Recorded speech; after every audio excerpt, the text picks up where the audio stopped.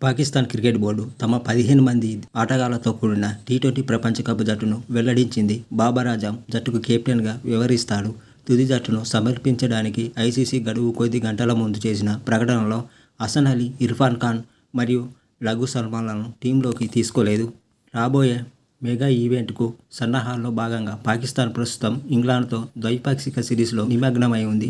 ద్వైపాక్షిక సిరీస్ కోసం జట్టులోని చాలామంది ఆటగాళ్లను టీ20 ప్రపంచ కప్ కోసం కరేబియన్ మరియు యూఎస్ఏ ప్రయాణించే జట్టులో ప్రధాన పాత్ర పోషిస్తారని భావిస్తున్నారు. టోర్నమెంట్లో Pakistan group A Bharat, Ireland, Canada మరియు యూఎస్ఏతో కలిసి తమ స్థానాన్ని పొందింది. వారి ప్రారంభ మ్యాచ్లో జూన్ 6న డల్లాస్లో యూఎస్ఏతో జరగనుంది. ఐసీసీ టీ20 ప్రపంచ కప్ కోసం పూర్తి జట్టు ఇలా ఉంది.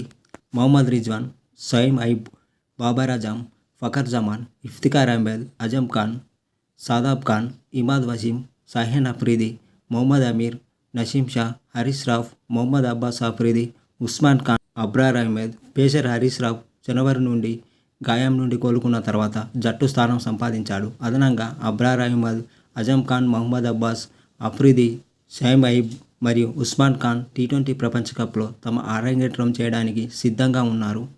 అయితే ఈ 15 మందిలో పాకిస్తాన్ యొక్క ప్లేయింగ్ 11 ఇలా ఉండవచ్చు. మొహమ్మద్ రిజ్వాన్, ఎస్ అయూబ్, బాబర్ ఆజం, ఫఖర్ జమాన్, ఇఫ్తిఖార్ అహ్మద్, అజమ్ ఖాన్, షాదాబ్ ఖాన్ లేదా ఇమాద్ వసీం, షాహీన్ అఫ్రిది, మొహమ్మద్ అమీర్, నసీం షా, హరీష్ రాఫ్. వారి ప్లేయింగ్ 11 చూస్తే ఇలా ఉంది.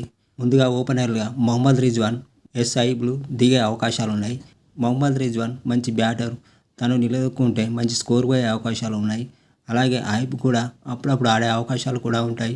ఆ తర్వాత దిగే బాబర్ ఆజం తను నిలదొక్కుంటే జట్టు విజయాలు పొందే అవకాశాలు ఉంటాయి. బాబర్ ఆజం టీ20 క్రికెట్లో మంచి ప్లేయర్ అని అందరికీ తెలుసు. ఆ తర్వాత ఫఖర్ జమాన్ కూడా పాకిస్తాన్కు మంచి బలం అని చెప్పచ్చు.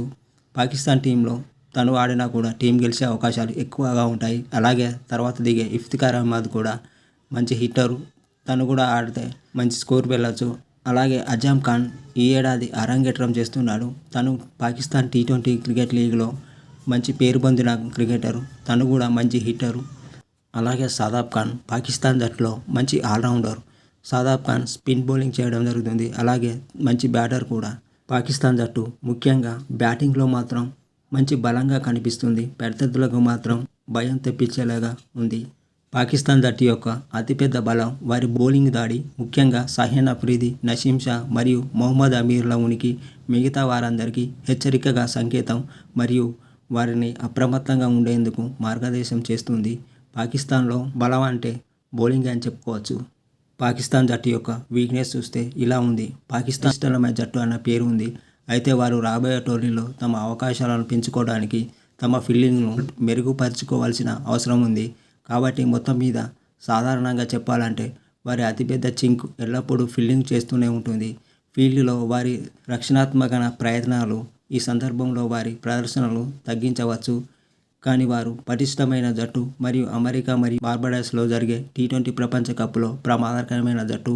ఈ జట్టు ఖచ్చితంగా చూడవలసిన జట్టు అని చెప్పచ్చు. వారు జూన్ 6న టెక్సాస్లో యూఎస్ఏతో టీ20 ప్రపంచ కప్ను ప్రారంభించనున్నారు.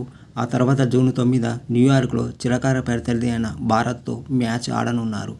అయితే ఈ ఏడాది టీ20 ప్రపంచ కప్లో పాకిస్తాన్ టీం కైవసం చేసుకుంటుందా లేదా అనేది కామెంట్ల రూపంలో తెలియజేయండి.